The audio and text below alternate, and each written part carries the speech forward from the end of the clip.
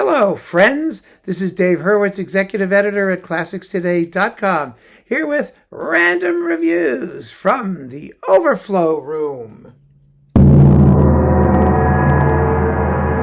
And today we continue slurping our way through Haydn with extraordinary gusto. I mean, boy, the gusto is just overflowing.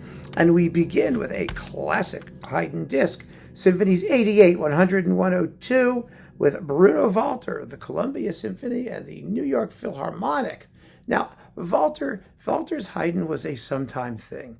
He was a Mozart guy, a major Mozart guy. And really, in Bruno Walter's day, Haydn was really regarded as sort of a forerunner of Mozart, not a full-fledged human being in his own right.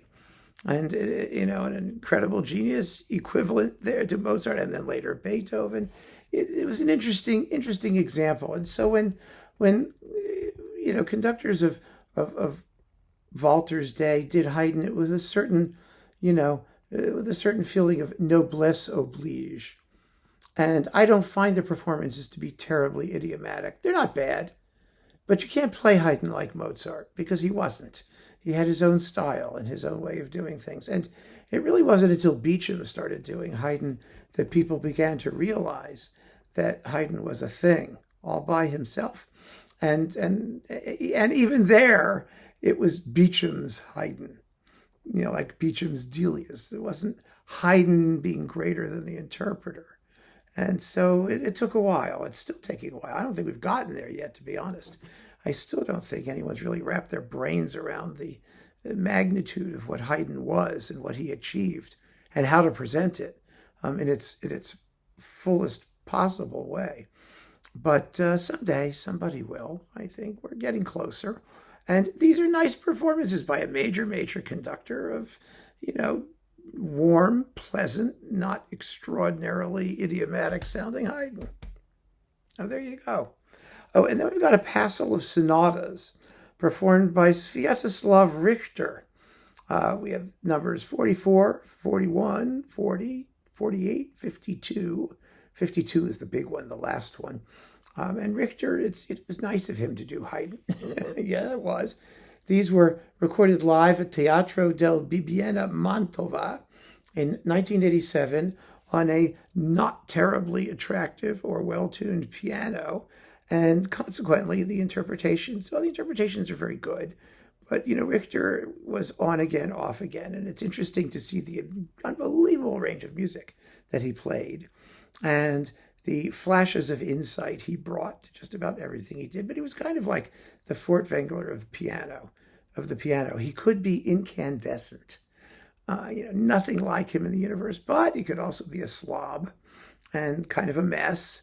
And he didn't care what his instrument sounded like. And, so these are not the best Haydn sonatas. You can do better. But Richter collectors will want them, and they will simply drool over every note. So I leave them to their saliva. Then we have, let's see, Haydn organ concertos. Bet you didn't know he wrote any of those. 3 of the suckers. There actually are some Haydn organ concertos. Yeah, one of them was written, the one for violin, and I don't know, there was one written when his girlfriend went into the convent. There was like a violin concerto and an organ concerto, or one or the other. I may have gotten it all mixed up.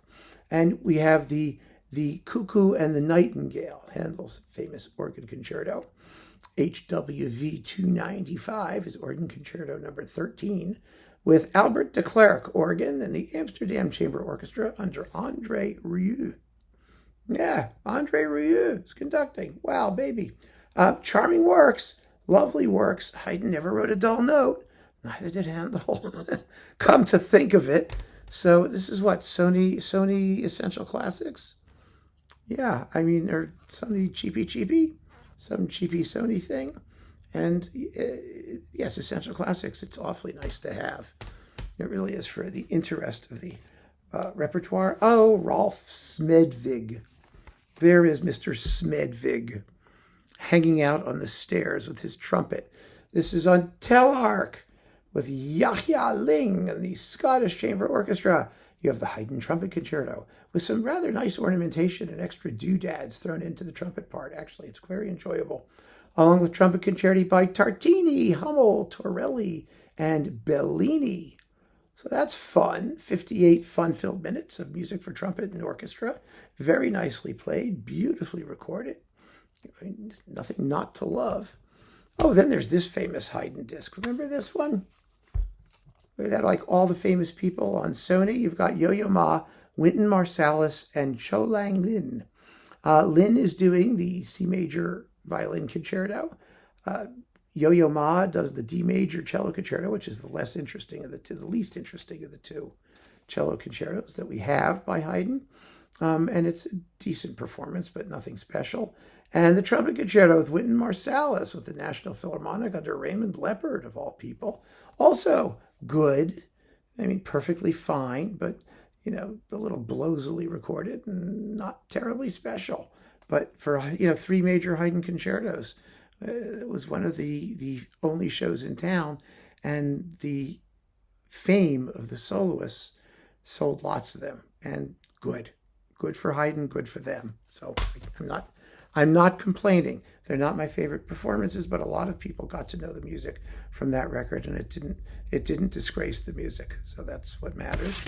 And last but not least, this is fun. Hans Rosebaud, Haydn Symphonies 104 and 92.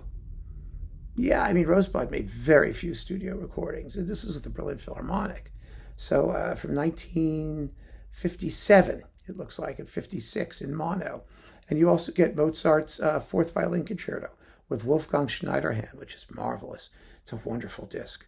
Rosebaud was just such a great conductor. And as Haydn, he had an instinctive feel, I think, for what Haydn could be.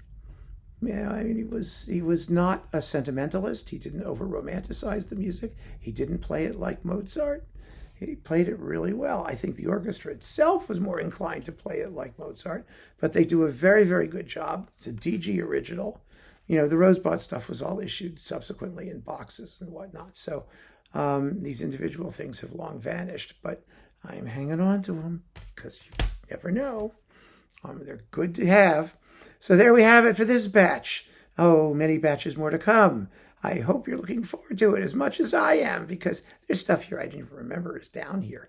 And it's fun to go through it and see what's there and see what the discography's been over the years. I think that's the value of some of these things. Not that my own stuff is comprehensive, and this is just the overflow. I mean, the rest of it's upstairs. Tons of it.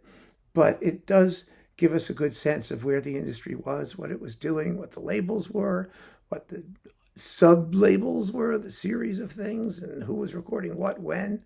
I think that's fascinating. And it's particularly fascinating when you have a composer as important and wonderful as Haydn. So keep on listening, friends. Thanks for joining me. Take care.